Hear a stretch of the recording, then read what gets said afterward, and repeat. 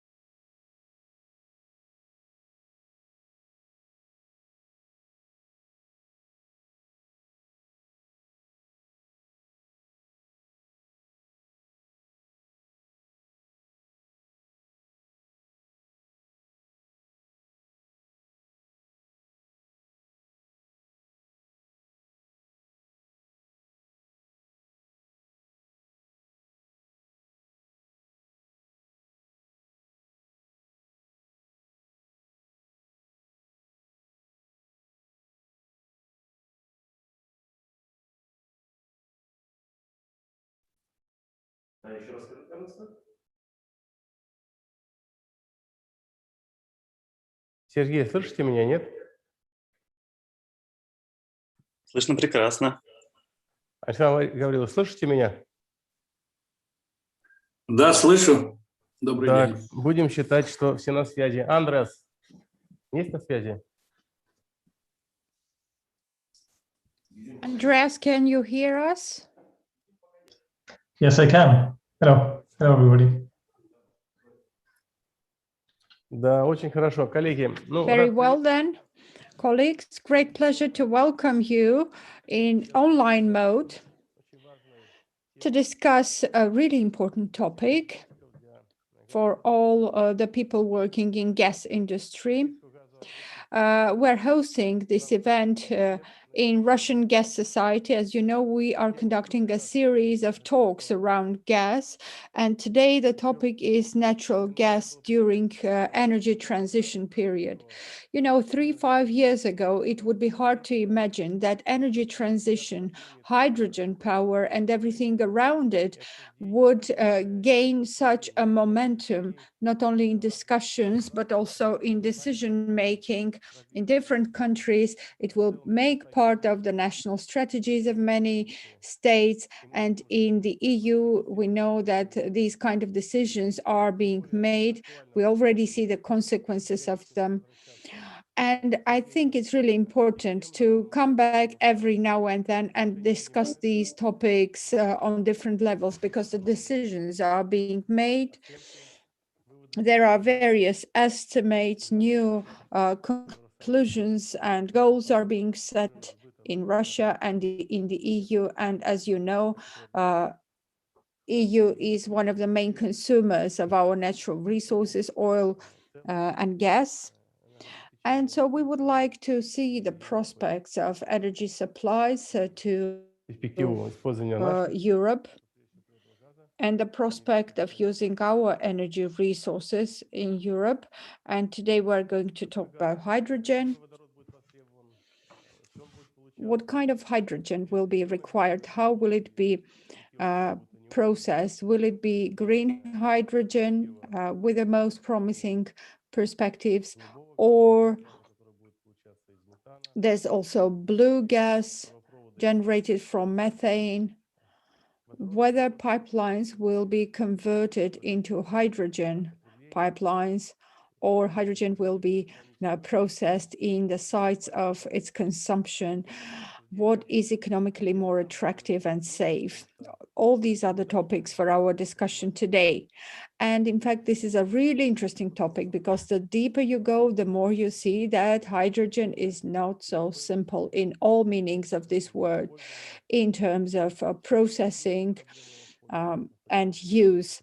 There are various technical and technology related problems, safety related issues. All these matters hopefully will be tackled. And on the other hand, we need to enhance the lawmaking activity. Technical regulation must be ensured to provide the due level of safety of using hydrogen-based gas in households or in transport as a fuel. All these are the topics for our discussion today. I'd like to give the floor to Alexander Gavrilovich Ishkov. He is a great expert in this industry, and he's dealing with hydrogen in Gazprom. He's a deputy head of the department. And the floor is yours, Mr. Ishkov. Thank you very much. Hello once again, dear colleagues. You know, we have such a really generic topic today, so we may and we can discuss it and consider it from various points of view. Yes, we can discuss in the broadest way possible. We can even dream about it. Yesterday at the Oil and Gas Forum, I've already mentioned it over the last 18 months. This is my 53rd or so conference dedicated to hydrogen. You know, 90% of these conferences convene experts who are reflecting on what's going to happen in 2030, in 2020, in 2050, how much we're going to consume and produce. Let's go slightly back. If we're talking about electrolysis, generation of hydrogen from water was invented by Faraday about 140 years ago, but it didn't become a hydrogen extraction means for various purposes. Later on, as we take the beginning of steel industry development, in particular in Germany, we'll see that gas that had been used there was generated through coal pyrolysis and the generation of methane hydrogen mix, as we call it now. In fact, that gas back then had 50% of hydrogen, 40% of methane and other mixes. This gas was called differently, water-based gas, etc. And in late 19th, beginning of 20th century was used everywhere. In Moscow and in St. Petersburg, I would say about 17 million cubic meters of gas back then was used in Moscow for gas lamps in the streets. Later on, we know that the gas lamps found their places in the museums as we had electricity. Although we know that in some cities, the gas lamps are still working. In Prague, for example, then I don't think we should go deep into hydrogen as a missile fuel. The well-known Tu-155 that was fueled by hydrogen, it made only 5 flights, and the turbine that was working on pure hydrogen is now in the museum in the city of Samara. This turbine, this gas turbine, was really developed in Russia, and it's in the museum now. And when some people are saying today that they will develop new turbine, I would say that there are no specific technical challenges associated with hydrogen, but hydrogen still didn't become an energy resource. And we may have different ideas on why this happened, and there are lots of prerequisites to that. The most relevant thing, I would say, is the price. Coal and gas are still cheaper, and they are going to be cheaper because these are the primary resources, and hydrogen is a secondary resource. Let me remind you about a simple chemical truth. To decompose a molecule, you need to rupture the links. The link HO and CH. In methane, this link is weaker, and from 1 molecule of methane, we can derive 4 molecules of methane from water. It's 2 molecules, but with more energy consumed because we need more to disrupt the molecule. And no matter how we do our forecast, no matter what we want, hydrogen as a technical secondary resource generated from water is always more expensive than the one generated from carbon. And then let's talk about today's trends. 10 years ago, you have wisely mentioned, it was only the specialists to be interested in hydrogen from different points of view, and also those who use hydrogen for many years now, because according to the most recent data, 180 million tons of hydrogen are being used today globally for fertilizers, petrochemistry, etc. So in fact, as a technical gas and as a gas in petrochemistry, this is one of the main gases being used. In power industry, the hydrogen cells have been used for a long time, but as a fuel or a gas for heat generation, it was little used. And if we remember all the strategies and concepts that existed 10, 15 years ago, they were all based on power transition or new energy based on renewable resources, solar, wind power, etc. And then suddenly hydrogen comes up again.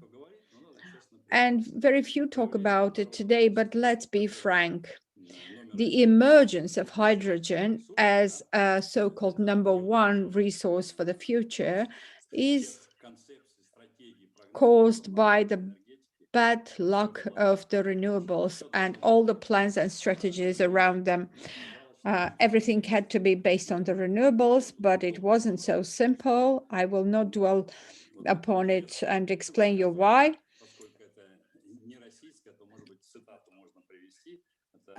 There was this statement from the Ministry of Agriculture of Texas who made this statement, because it's not a Russian one, I want to quote it. When they had a blackout and 4 million people didn't have electricity, the Minister of Energy of Texas said the following: I look at these ugly wind stations and I see it and I realize that wherever I see them, idiots live there.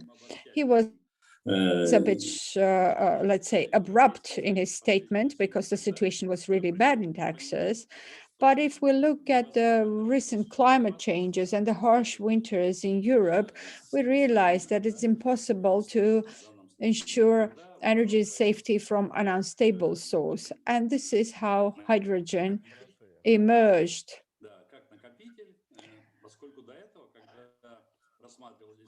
Again, because previously, as all the other strategies have been considered, the renewables, it was planned that the batteries will accumulate the renewable power. Science has been trying to tackle the problem of batteries for 15 years, but it didn't come up with anything economically feasible. Although there were many promises, Tesla, for example, has built a storage on one of the islands, but it didn't work very well, to my knowledge. But otherwise, we need a secondary accumulation of power, and this is where hydrogen came from.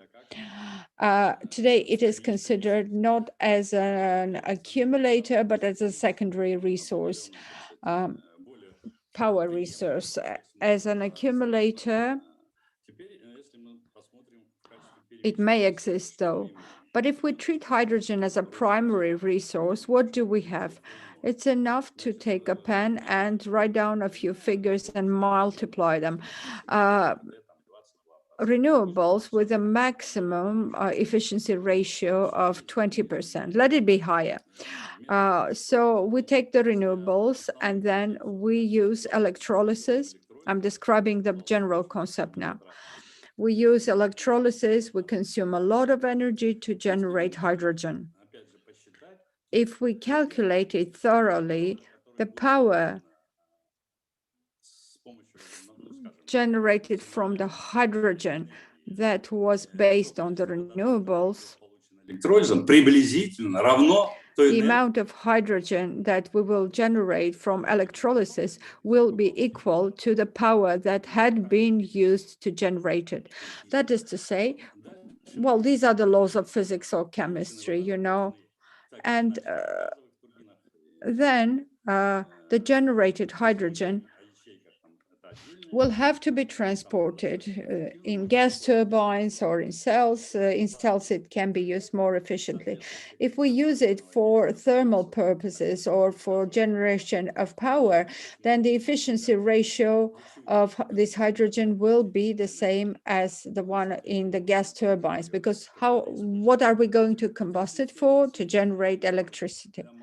So if we do the calculations, I might be mistaken, but I was reading different sources. The efficiency ratio is maximum 15%, the final one. What does it mean? It means it affects the price. No matter how hard we try, price is critical. So a question arises, will it be attractive for the taxpayers, for the consumers? Will it be acceptable for the competitive economy that will switch to this type of power generation as opposed to more traditional sources of energy? All these are, I would say, interesting matters or interesting questions that are yet to be answered. And there are no answers yet. According to different estimates, there are 3 to 4 trillion of amounts for different projects for hydrogen globally. These are the announced projects, let me clarify. And these projects are all to be funded not from commercial sources. These are not commercial projects, but these are government-supported, funded, budgeted projects. Today on the news, I heard that Germany is going to use 90% of the budgetary revenues to support the climate issues.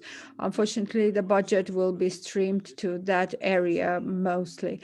If we're talking about sustainable development, we see that it's a distortion because there are lots of other environmental challenges. All the environmentalists, sadly enough, today have forgotten about environmental problems that do exist globally. And everything, for some reason, was eliminated down to CO2.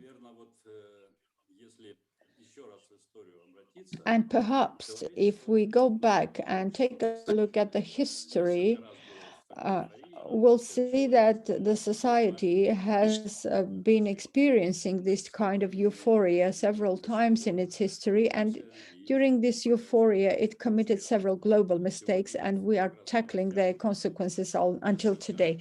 And also today, I heard on the news that several hundreds of barrels of Brent were found near California. DDT is a product that was aiming at saving the world. It had to increase the fertility of the crop. It had to kill all the malaria mosquitoes. But then it was found out that it's really hazardous for humans, and the humanity today struggles against it. If we take a deeper look at the history, we'll see how the cars, the automotive area began. It was really exciting for the humans. And back then, the lead was used as a material for the tanker. Since then, lead was forbidden, but until now, during breastfeeding, it is transmitted to the humans with milk. It's found in the mammals in the ocean, in the fish in the ocean. Until now, we struggle with the consequences. Although back then, the lead tanks were considered to be an innovation. Fryon was aiming at saving humanity from hunger by having refrigerators, but then we had the Montreal Protocol to prohibit it. So when we tackle a problem, we should tackle it today from different points of view, because in fact, CO2 is the basis of human life. We wouldn't be able to live. We wouldn't have organic life without it. However, the feeble minds today are treating it as an enemy, number one. Although even if in energy sector we use a lot of hydrogen, we will see that nitrogen oxide is generated in vast amounts, and this is a reason for many cardiovascular diseases, not saying of other toxic metals that have to be extracted to switch to the renewables fully. In fact,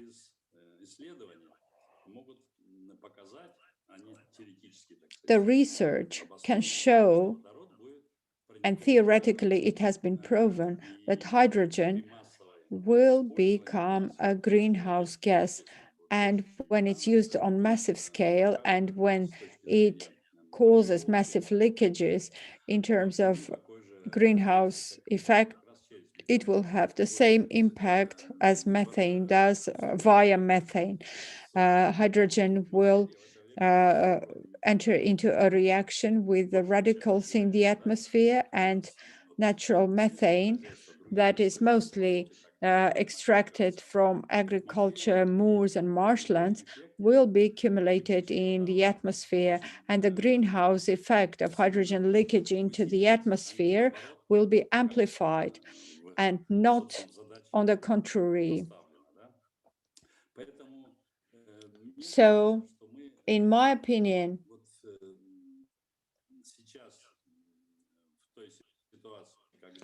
we're now in a situation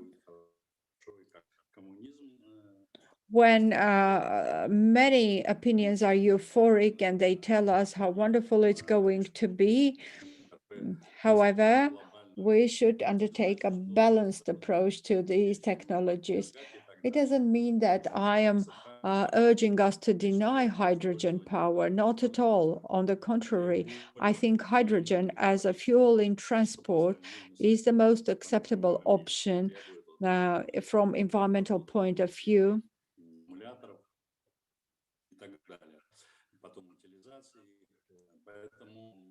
So, in this sense,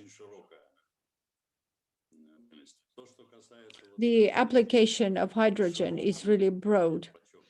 As for power generation, in the broad sense of the word, I mean power and heat generation, I think we have some problems with your connection and we lose you sometimes, Alexander.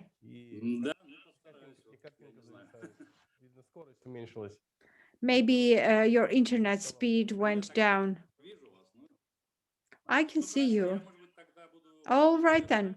I'll probably wrap up. I'll say the last phrase. When we are to evaluate hydrogen power industry and its use for power purposes and not for transport only, we need to look at the science and not only to policies and politicians, because very often they are mistaken and then the humanity suffers and has to correct their mistakes. Thank you for your attention. I'll finish by now, and then if you have questions, I'll be happy to take them. Thank you very much, Mr. Ishkov. I'd say that you gave us a really deep overview on the challenges around hydrogen. And yes, you're a typical scientist. You are thinking in scientific terms, and you gave us a really good outline. And your approach of critical judgment to the topic is really remarkable. Of course, hydrogen has its areas of application. Even if you take the very simple statistics, if you take the years 40 to 50, I can surely say with high rate of probability that in 50 years' time, the carbon nature of power industry will be there. Oil and gas is 64% in the global energy balance. I think that as the demand grows, many people, you know, that today 20% of the population globally has no access to electricity. This population will grow and it will need to consume more energy. It's a driver to the development of any civilization.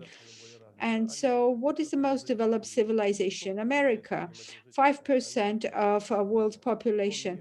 How many tons of oil or oil equivalent per year is the consumption of in the US per capita? 11 million tons. 2.8 million tons of oil and equivalent is consumed per capita globally.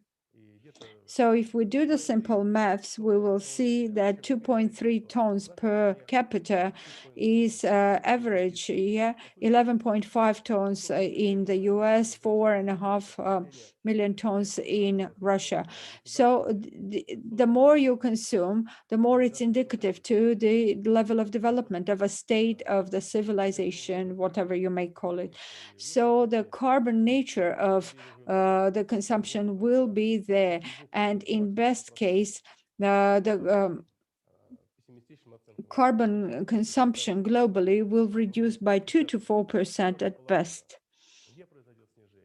Where will this reduction happen? In power generation. The renewables are, of course, wonderful. And when they are talking about electrolysis and generation of green hydrogen by means of it, you have correctly mentioned that as you combust hydrogen, it is oxidated and it extracts heat. To generate a reversive reaction, you need as much energy as it will give you. So green hydrogen is, I would say, more of an accumulator, but not more. In Europe, a number of companies are going to implement green hydrogen project on the shelf wind power generation to supply pipeline hydrogen to Europe. What are the volumes we're talking about here? I think that this hydrogen will solve the problem of energy supplies to Europe.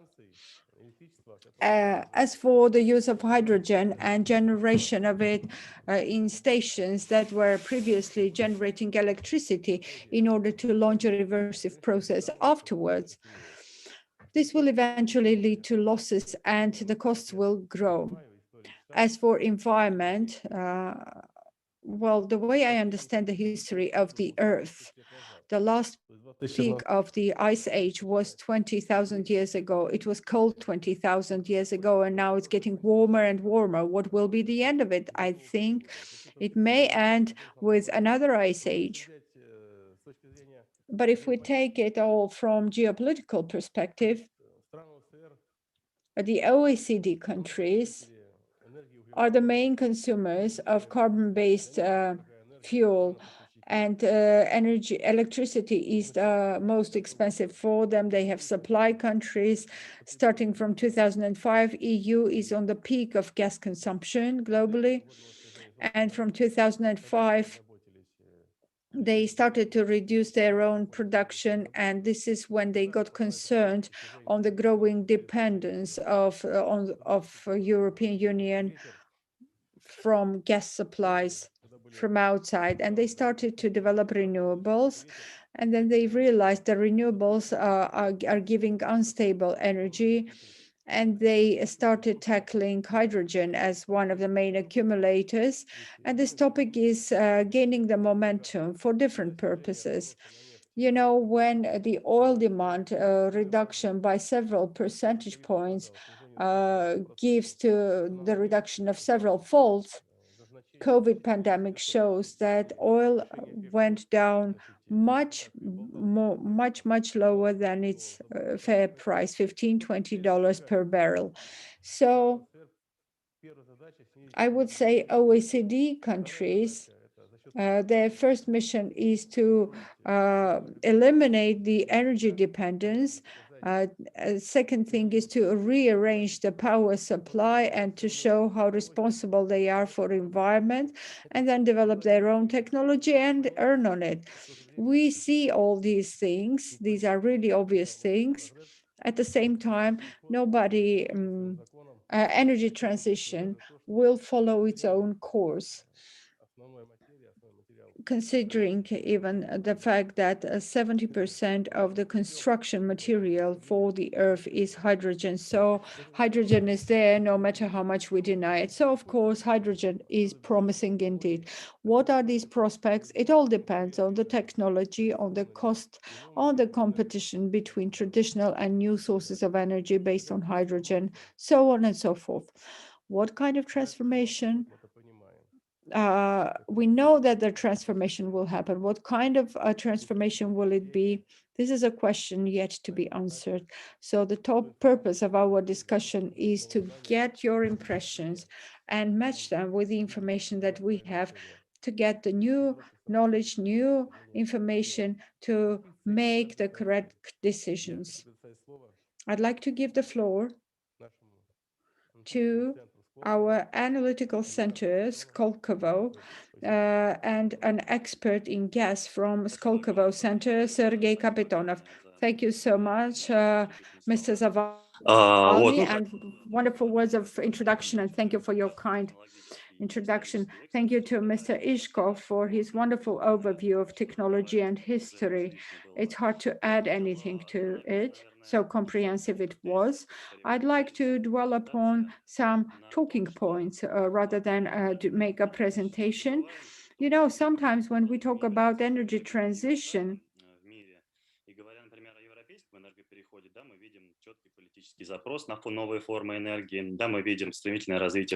yes, we see a clear demand on energy. We see the growing interest towards the renewables. We see lots of pilot projects in hydrogen. We see some technologies in capturing and storage of CO2, although they are not commercially applicable anywhere in the world for now. But very often we forget that power industry is not only about Europe. We have 3.4 billion of population in developing Asia, where not everybody has access not only to electricity. 60% of the population don't have access to cooking food in clean conditions and cooking food without using wooden fireplaces. So as we talk about this, of course, we should say that natural gas is a much cleaner fuel than traditional types of fuel or coal. So if we take a look at the Asian Pacific region, and if we take a look at the existing and planned construction capacities of coal power plants, it's hard to speak about any transition or any special way towards it. In China, for example, they have 1 terabytes of coal generation. 40 more are to be approved and constructed soon. Even if we want to replace part of these capacities with gas generation, this will be a huge growth of consumption of gas in the region. And even in the official statement of the Chinese government, it is envisaged that the growth of gas supply in China will grow double the times in the coming years.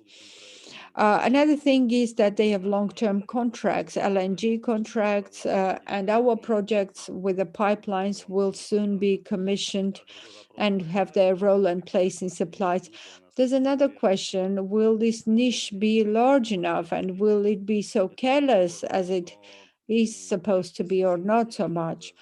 This is another question. But even today, you know, by simply replacing some existing capacities of coal generation, or even a simple commissioning of the normal capacities of gas generation,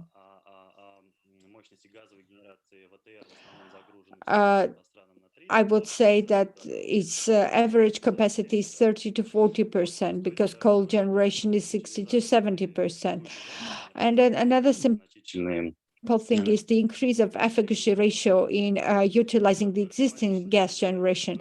This will lead to a lot of profits, improvement of quality, clean air, etc. You remember the pictures showing China 10 years ago and China very recently, because in Beijing, in the provinces of central China as well, I would say that these trends are happening. But very often we forget about South Asia. For example, in Bangladesh, 150 million people live in the territory that's equals to Moscow and Moscow region. Out of them, a lot of people do not have access not only to some resources of renewables, but also they use biofuel to cook food, to heat their premises. India as well. All these countries, this entire region has a huge potential for simply using natural gas, not in a new form, in the form of hydrogen mix or blue fuel made of natural gas. No, the region needs natural gas in the form of LNG or pipelines. Another question is that in this case, gas, I would say, should be inexpensive because this is a poor region. And since the supplies of inexpensive gas are matching the interests of, to what extent are they cohering to the interests of the operators? This is another question.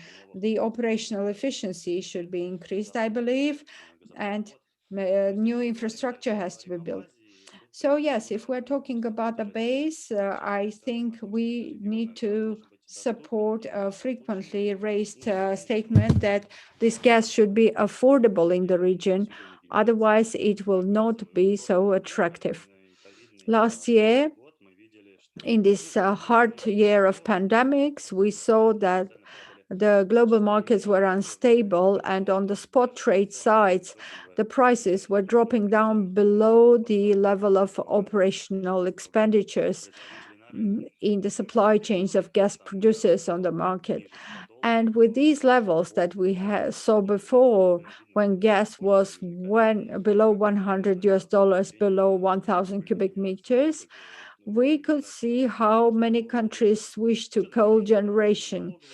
Considering some tax burdens on coal generation, this time was chosen nevertheless, in Europe as well. Well, in Europe, they also have climate commitments.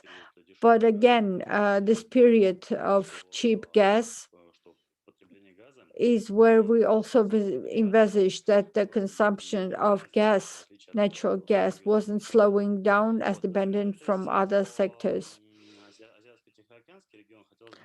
I'd like to conclude and say that in Asian Pacific region, when we saw a slight growth of consumption in China, for example, China is increasing by 12% their import of LNG.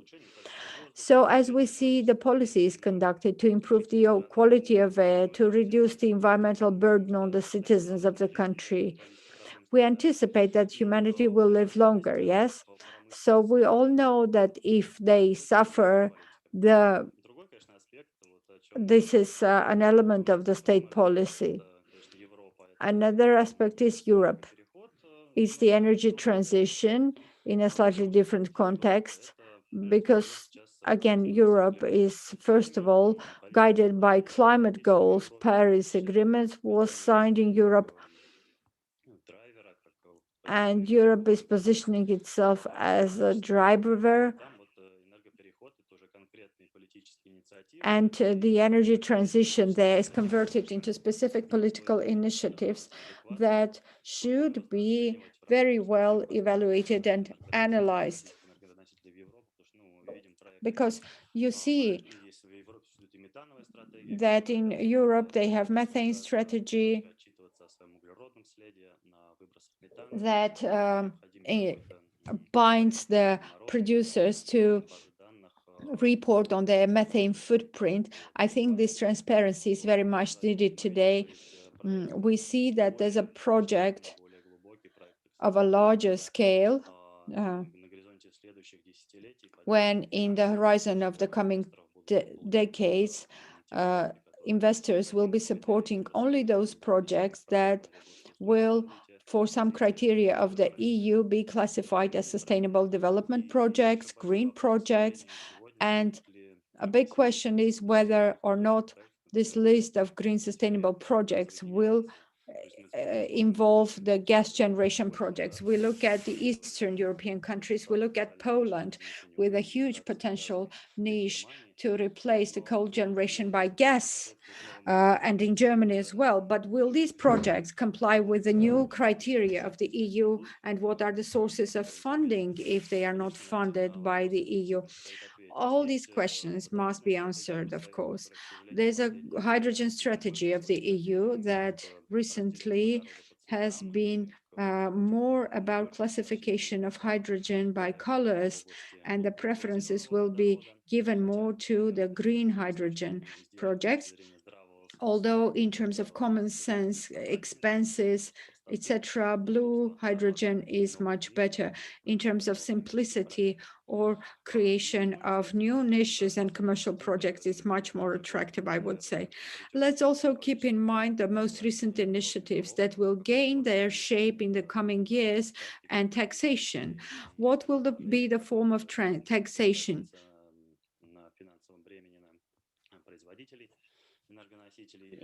What kind of burden will the taxpayers experience, and how will it affect the price of the product?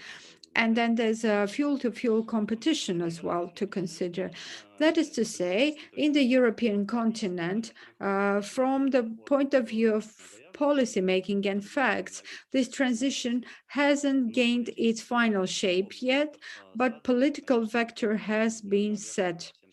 And of course, we all should probably follow the events, evaluate them, and make balanced, interesting decisions to retain or to even multiply the positions of Russian fuel on the EU market.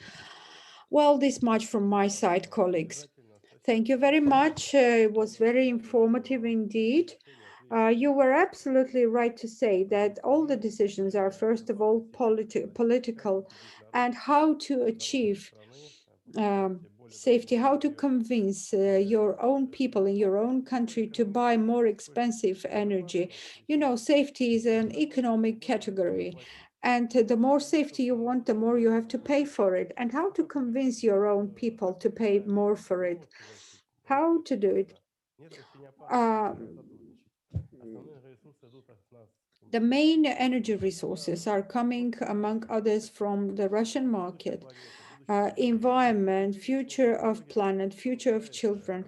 Well, they stick to these words and they think that environment is something to be subsidized from the budget only, and reducing the dependence from different suppliers.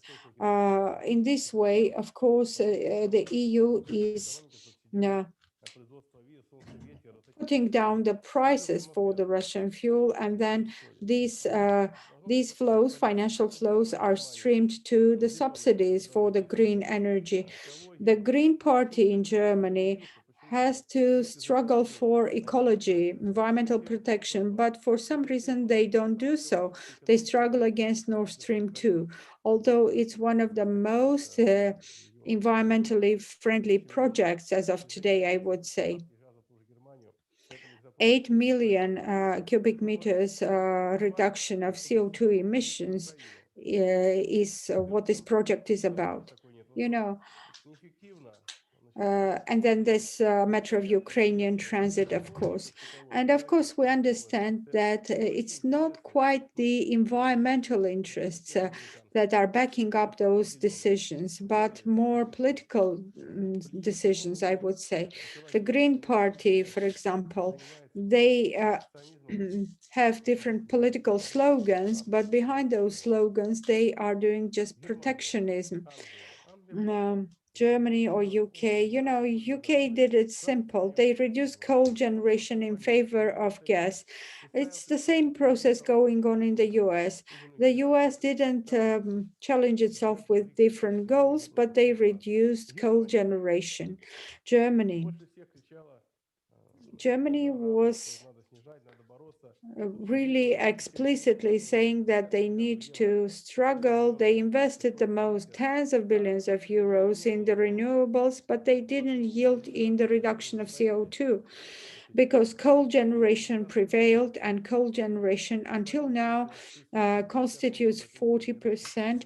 And as for Poland, yes, a neighboring country, 60% of coal generation, and they are not going to reduce it. And yes, Germany is reducing its coal generation, but then, you know, Poland will still have high rate of coal generation. So how is it affecting environment and the quality of air? I don't know. So the situation is not clear completely. I have a feeling of many things that remain unspoken in Western countries. But at the same time, you know, life goes on, progress goes on. You can't stop it. And I think the more efficient new types of energy are emerging, and this trend has already been very well explicit.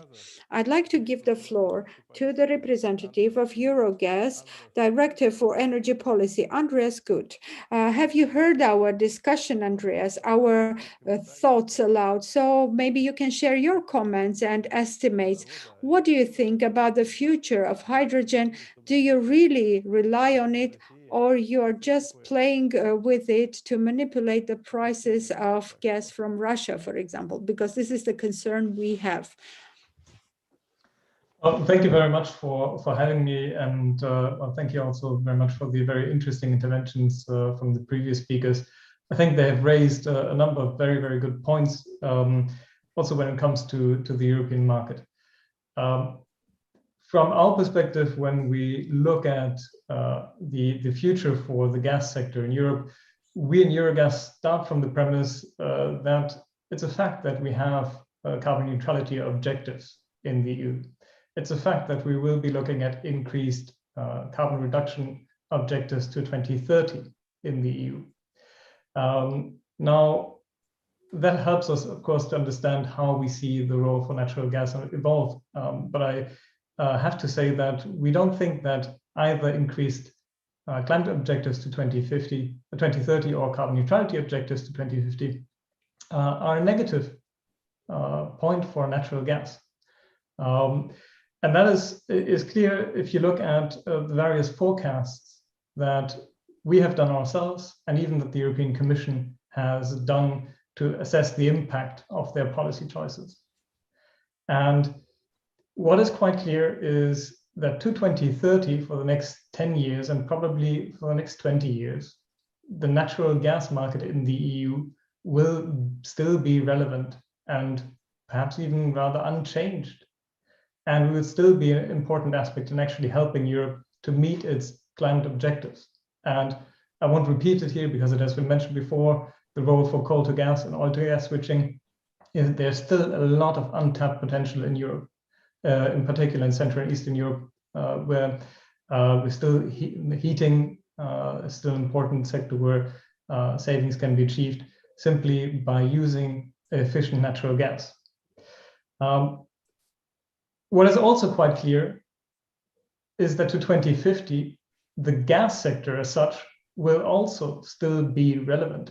But here we, of course, have to see that there's a lot of uncertainty, because one thing is certain, the gas sector will have to transform one way or the other if Europe wants to meet its climate objectives. But that doesn't mean that gas will disappear. It will have to change how we deal with unabated emissions. And to 2050, of course, there's uncertainty of how this will develop, and you've mentioned it. The question of financing. How will the sustainable finance rules impact the gas sector? How will the methane legislation that we will be expecting in the next couple of months impacting the gas sector? And how will carbon pricing impact how consumers consume gas? But so I think, long story short, natural gas is here to stay for a long period of time, and that isn't inconsistent with our climate objectives.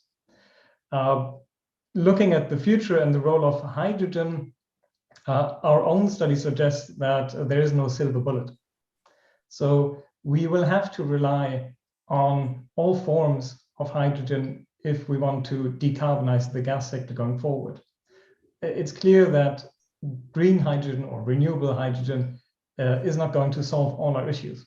It is not going to solve all our issues in terms of the climate, and it's also not going to solve all our issues in terms of security of supply, at least not in the short and medium term. So we will clearly see a role also for hydrogen from steam methane pyrolysis and steam methane reforming. This clearly plays an important role. And even in our own scenario, up to 2050 is the primary source of hydrogen in the hydrogen mix. It is only in the long term that we see renewable hydrogen gradually become the most cost competitive option for hydrogen as renewables expand and renewable power will become cheaper. But this is a long-term process. If Europe wants to meet its climate objectives, we will really have to rely on all of the different options. That is natural gas, certainly in the short to medium term, and also natural gas for hydrogen in combination with carbon capture in the mid to long term. So I think I can stop my short intervention here with this. So it's not all negative perspective on the gas sector. I think there's a lot of synergies and certainly continued opportunities in Europe. Thank you very much.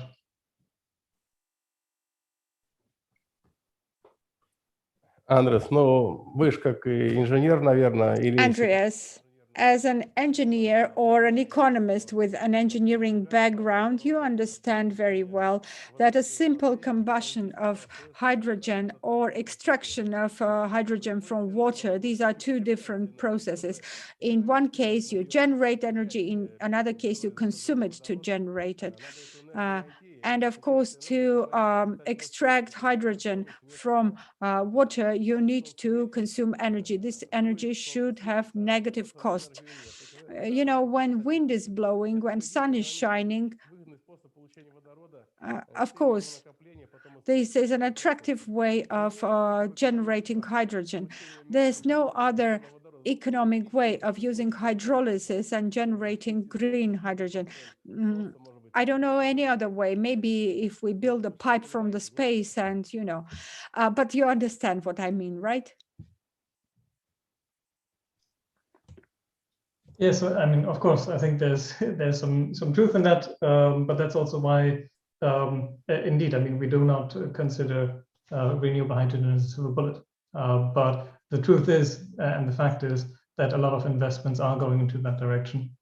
There's a lot of preference, political preference, given to renewable forms of hydrogen. So these are simple realities, and we're very much looking at well, a holistic picture and looking at all the options. And I think to put all our eggs into one basket, whether that is the premise of meeting our climate goals through electrification alone or renewable hydrogen, that would be leading us on a false path.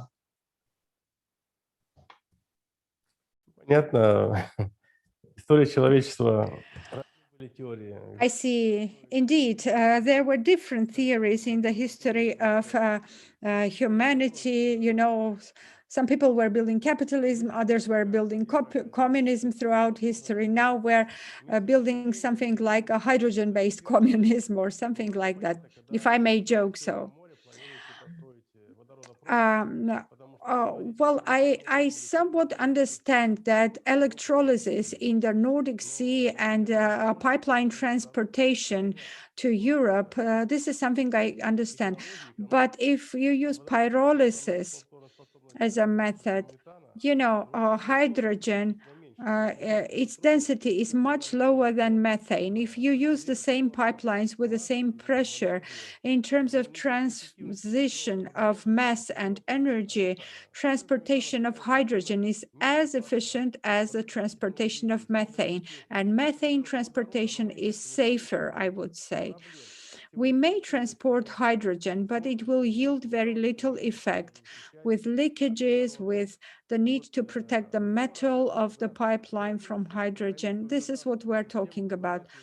Ukraine, in order to preserve its gas transportation system, suggests to transport hydrogen via its pipelines that are worn out. What is your attitude to it? Are there any prospects to it? Because in my opinion, hydrogen should be produced on the places of construction, of its consumption from methane. This is more attractive economically and physically. And in this way, so what is your attitude? I'm curious to know. And after all, will hydrogen be transported via Ukraine or not?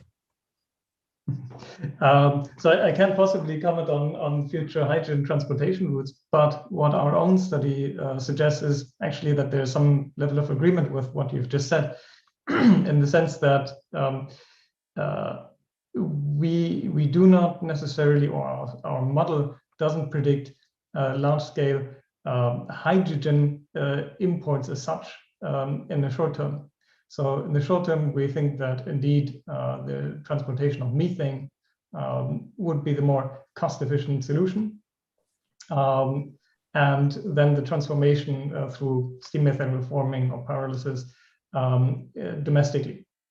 But that doesn't preclude, of course, the long-term and future options for also, well, hydrogen imports, either as hydrogen or as ammonia. So there are different possibilities to do that. And the fact is also that the EU is very much looking at future imports from the European neighborhood and North Africa. So there's certainly some potential, and many companies are looking at this. So I wouldn't rule that out, but at least our own study suggests, at least in the short term, methane might be the most efficient option.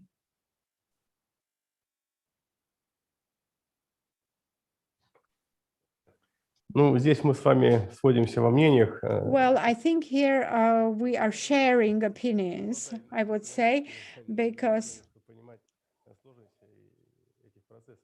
of course, common sense helps us to understand the complexity of these processes. Mr. Ishkov, I think your internet slightly improved. Would you like to say something without glitches? Yes, thank you. Maybe I can also dwell upon some generic matters as we're talking about them.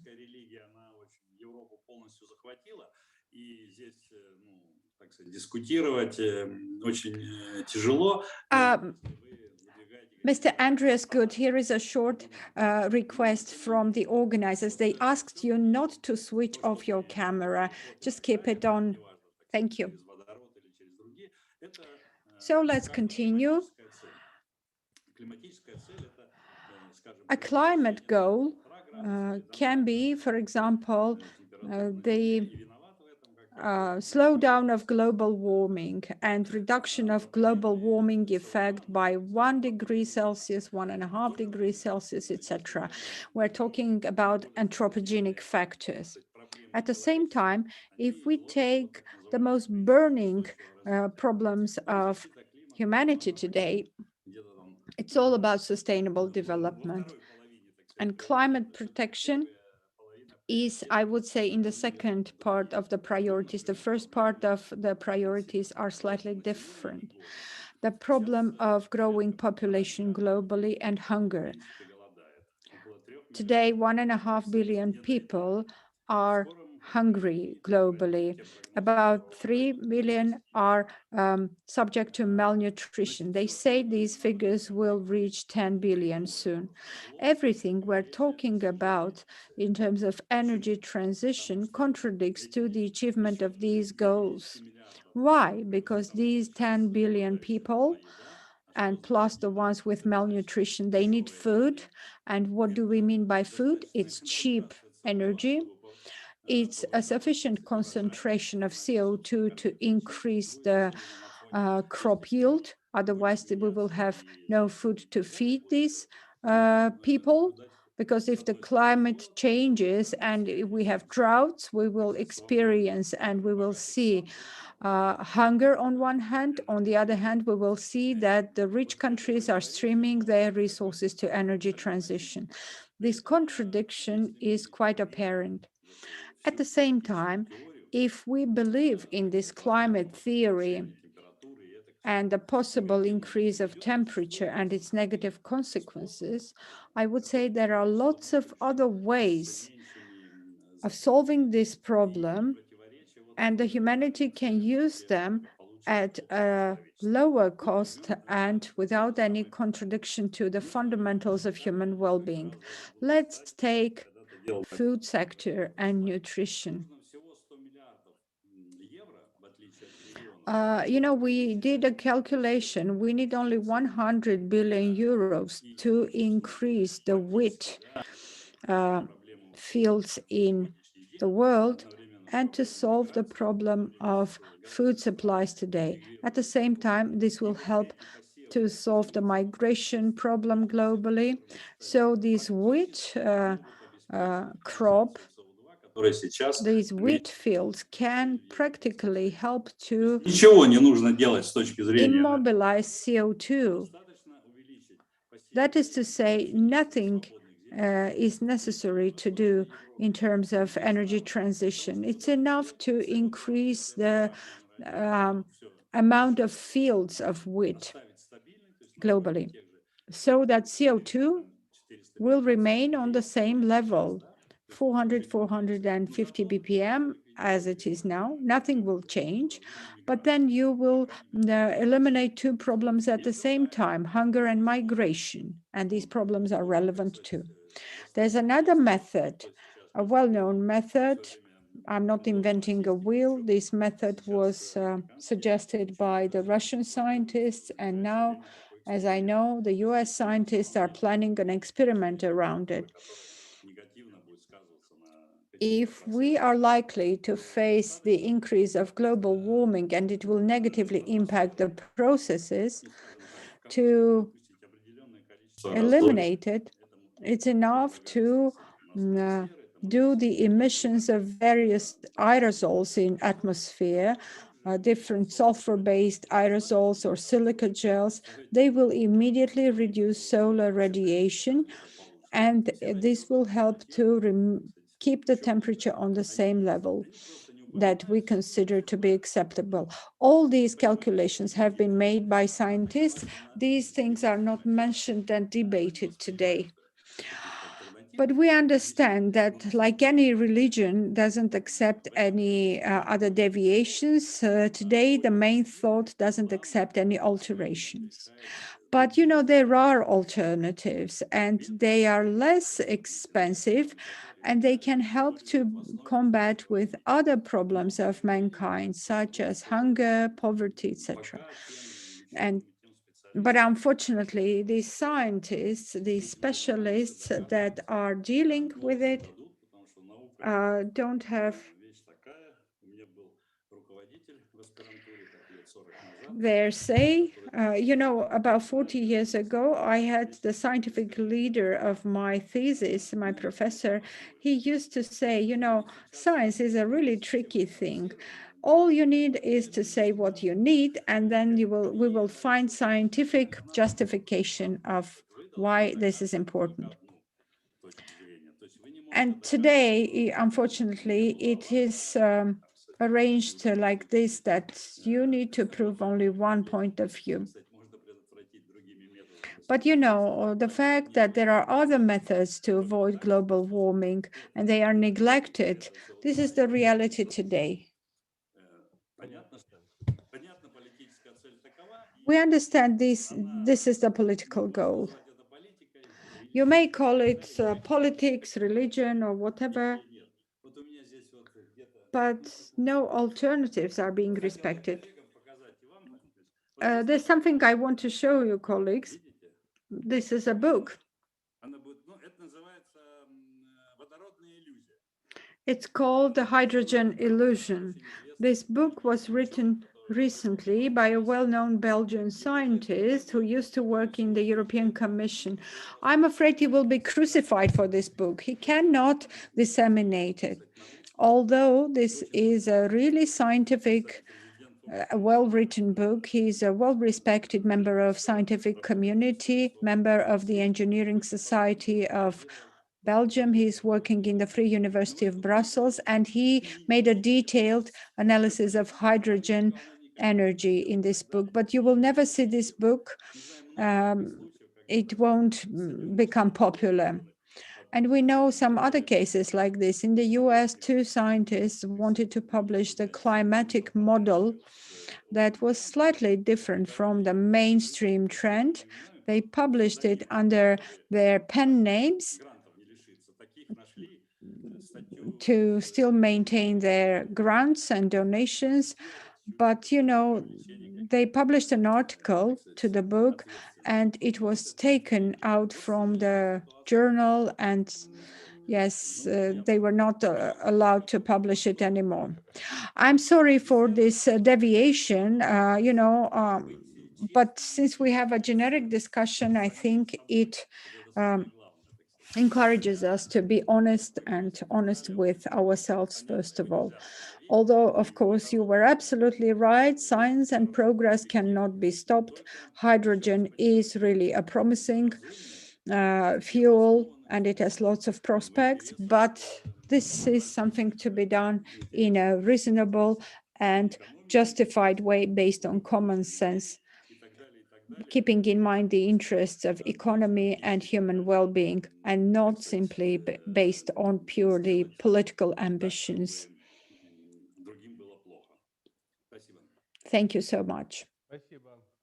Thank you, Alexander Gavrilovich. Of course,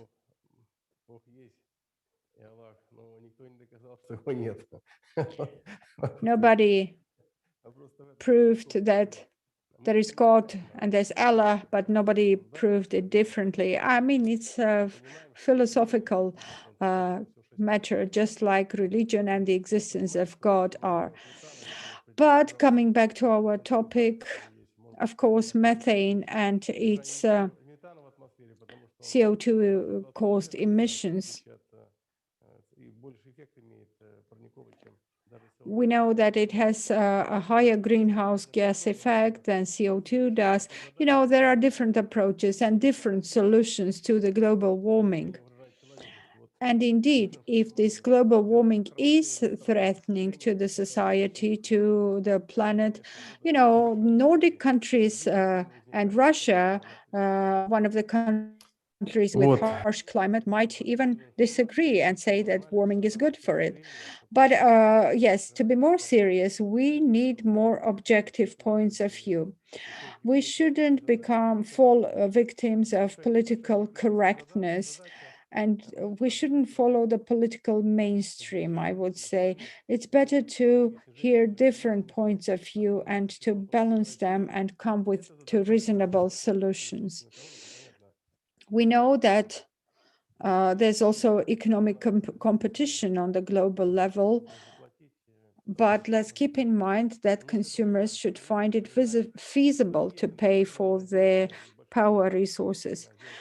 Of course, we understand that there is also anthropogenic impact on environment, and we need to reduce this environmental impact, especially in the areas where we have large population of people living in a contained space. There is anthropogenic impact, there is environmental footprint. And when we pass by steel plants and other industries, we smell not the most pleasant odor, and we know what is happening with our planet.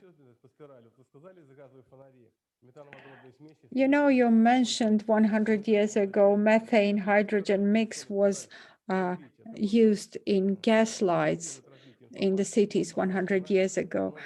And you know, life is like a spiral. We're moving along the spiral, and here we go. 100 years later, we're talking about hydrogen again, but of course with new information inputs, etc., etc. So this spiral movement is eventually turning into the final point. It resembles, of course, the logo of the Russian Gas Society to some extent. Well, our planet, according to the scientists, will live several billion years more, and these processes will go on. But years later, if we don't do anything today, we can't, it will be impossible to live on the planet. Of course, there are great ambitions about Mars, but let's take care of our planet, of the Earth. And yeah, we understand, of course, that there are bigger challenges that mankind will be facing years later. But we shouldn't replace the really big goals with pseudo goals, I would say. Politics, geopolitics, all these opposition and competition is to some extent a waste of resources, and it defocuses us from our big topics and challenges. Dear colleagues, let me remind you that this is an open discussion, a very interesting one. If you have questions, do ask these questions. If you want to speak, and let me remind you that more than 100 participants are currently watching us. Please raise your hand or jump in a discussion or drop a message if you want to ask a question. I will verbalize it. So if you have questions, this is the moment to ask. No questions, Vera? Do we have questions in chat? Well, I really hope, colleagues, that you found this discussion interesting. Let me remind you that Russian Gas Society is a discussion platform, among other things. I was happy to see you all and talk to you. We will record this session and post it in YouTube to have a wider coverage. Would you like to say something, colleagues, dear participants? Anything from your side? May I say a couple of words, Mr. Zavalny, if I may? Сейчас вернулись к метану.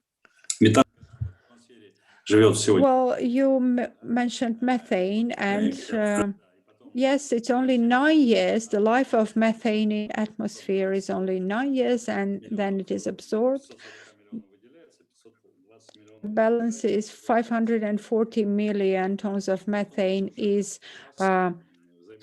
extracted, 20 million is degraded, and it is degraded under the influence of OH radical element. And then comes the chemical reaction. So I want to say that if the amount of hydrogen increases, then the amount of methane will increase all the time, because hydrogen will interact and generate water, and methane will remain in the atmosphere and it will be accumulated. Today, the balance is like this. The Earth, our planet, according to different estimates, extracts 500 billion tons of methane in atmosphere from different sources, volcanoes, etc. And the geologists, the scientists show the circles in the fields, the circles where in the places where methane is extracting hydrogen directly from different parts of the Earth. Interestingly enough, in Africa, in a village, they were drilling a well, a water well, and then they saw that gas is coming out. And they saw that it's hydrogen. 90% of extracted gas was hydrogen. And they really were quick enough to and smart enough to build a station there. And so now it's operating on hydrogen. Of course, if we learn how to extract hydrogen from the depth of our Earth, this will be a totally different alternative and a totally different approach to, as opposed to hydrogen energy. And you were right to mention that it's one of the most proliferated elements on the Earth, and one of the ways to extract methane. There are different sources of methane formation in nature, including hydrogen on in big depths. And now the ratio of organic origin of hydrogen is more and more challenged. You know, at least part of methane, and there are very few researchers in this area, but at least part of methane, and this is what science knows today, is a renewable methane. This is the methane that is extracted in thermochemical methods in the deep layers of the Earth. The second version is that there's a bacteria And it has been proven now that microorganisms living in the depths of 5,000 meters and more, their mass is much higher than the mass of microorganisms on the surface of the Earth. So in these depths, these microorganisms are generating methane because this is the product of their livelihood. There is a lot yet to discover in science, I suppose, and a lot of discoveries will happen in the future.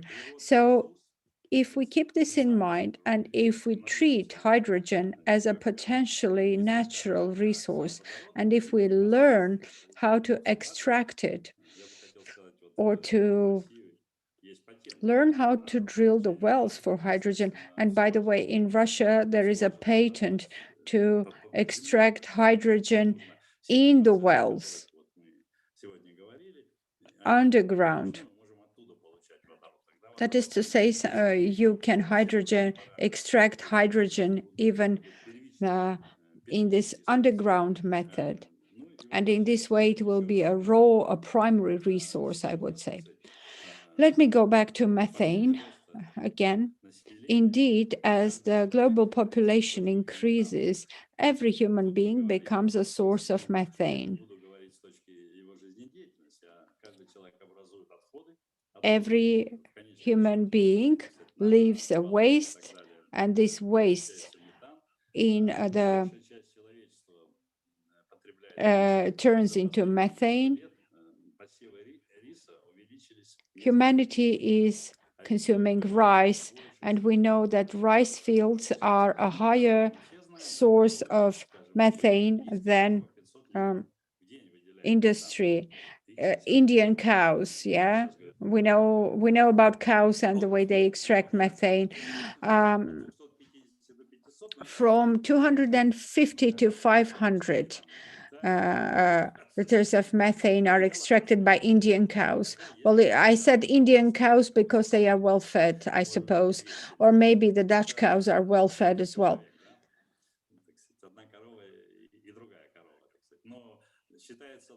Depends on a cow, let's say. But according to different estimates, the range is 250 to 500. So more milk is needed, more cows are needed, because in the past, China and Japan didn't consume milk. Now the culture of food is changing. The production of milk is growing. The number of animals, livestock is growing. The number of rice fields is growing, and rice is growing is a source of methane, much more than gas industry. So, of course, gas industry can be killed, but can you kill the rice fields, or can you stop growing the cattle? This is a question. So, indeed, elimination of methane emissions into the atmosphere is a really important mission, perhaps more important than CO2 emissions.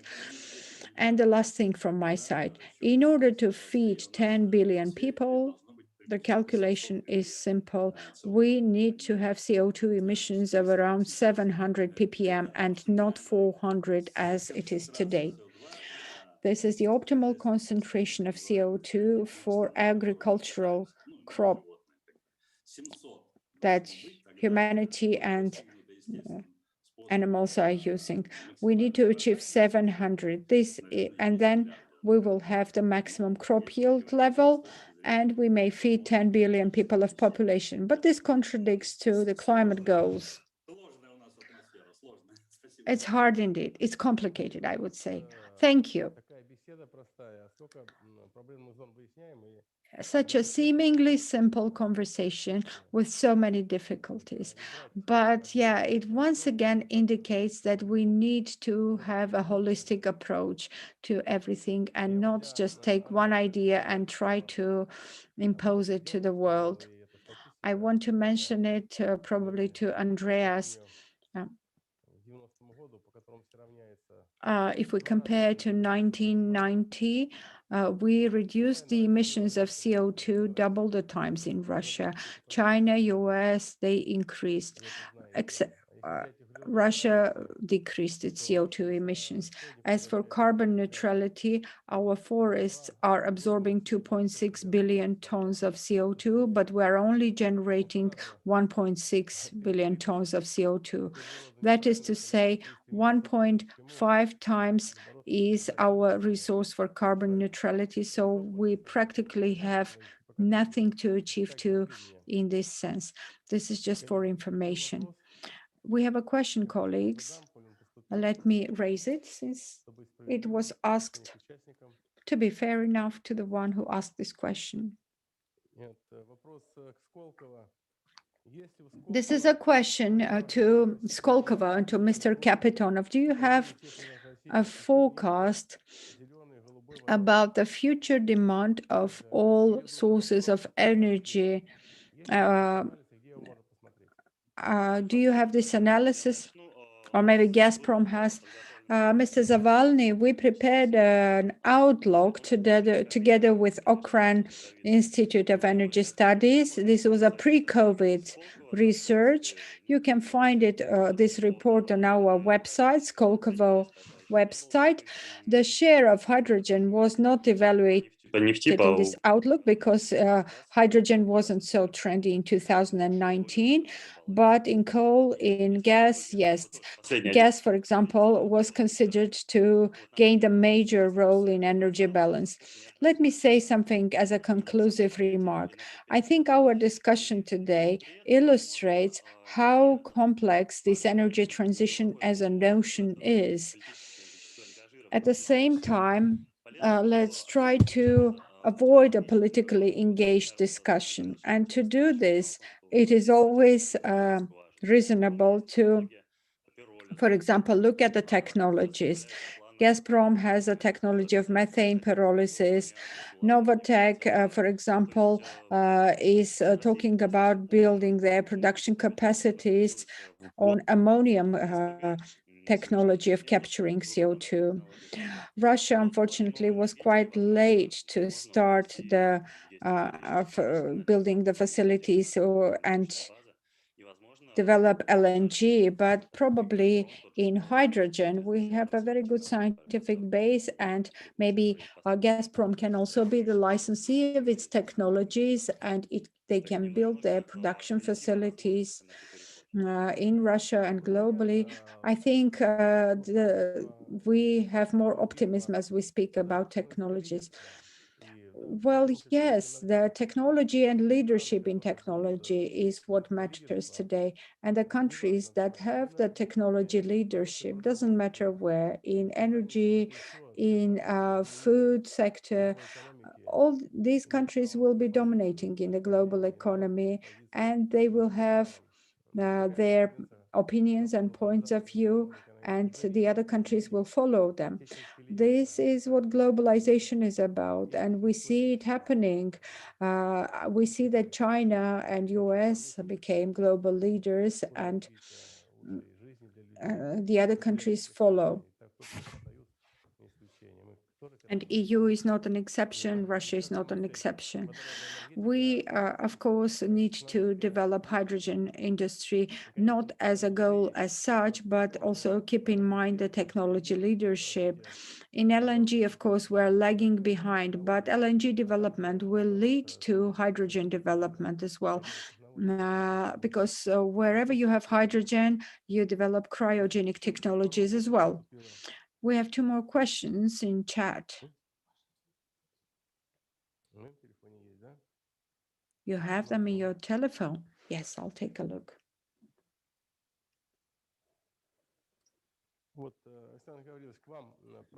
Mr. Ishkov, it's a question to you.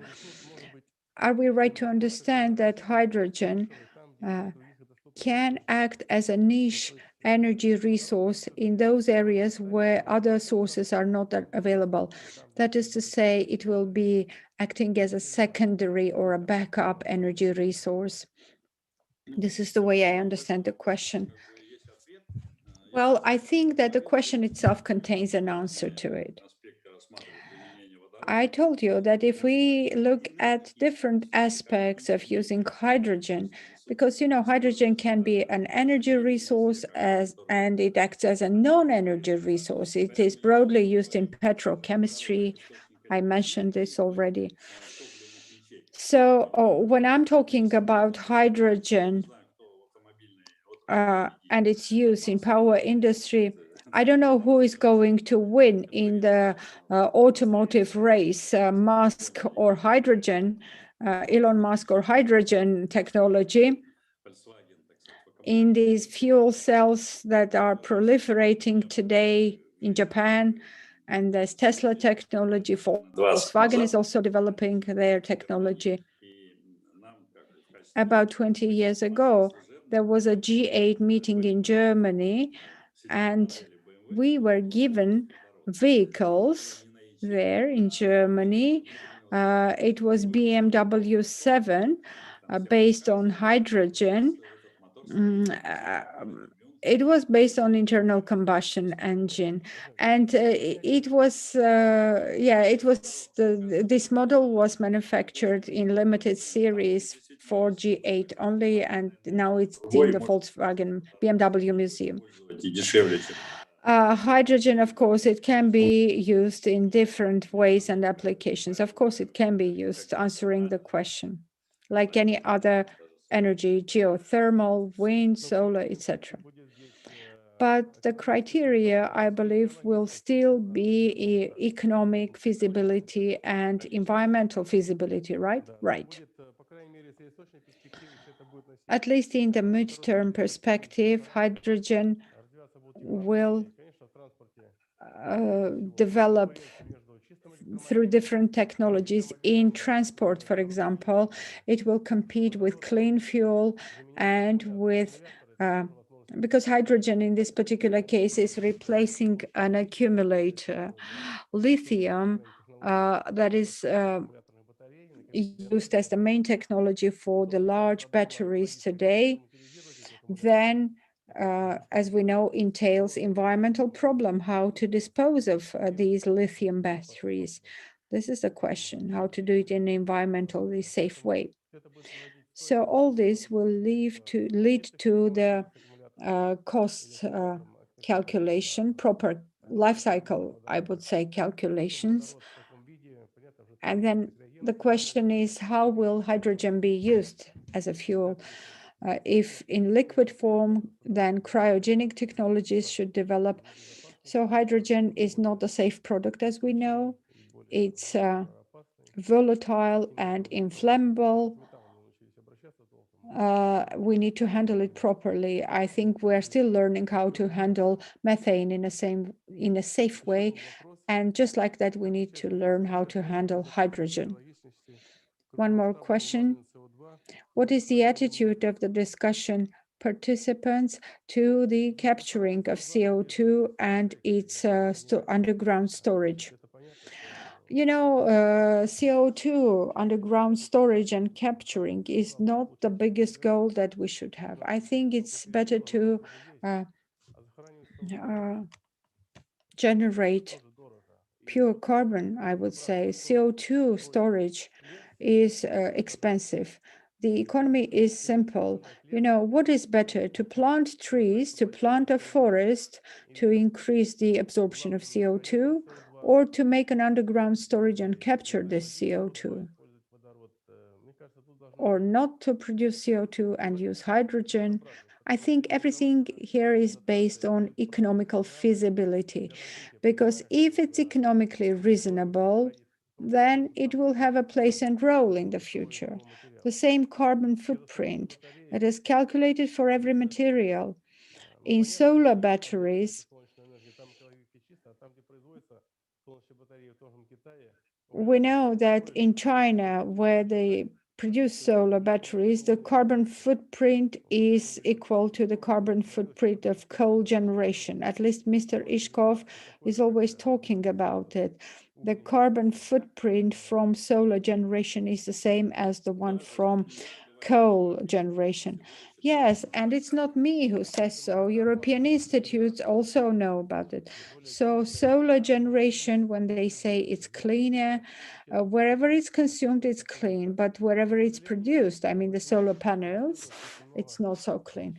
Unfortunately, there are different misunderstandings or replacements of notions in economic calculations. I would say it's all about religion. If you are an Orthodox, you have to follow the mainstream. All the other derivations are not considered. I think, colleagues, we need to wrap up this discussion now. I see that it's quite interesting to the audience. I promise we will continue these dialogues and we will do series of meetings like this around different topics. I would like to thank all our participants, Mr. Ishkov, Sergey, Andreas. Thank you so much and see you in the future. Thank you very much and goodbye. Pleasure. Thank you very much.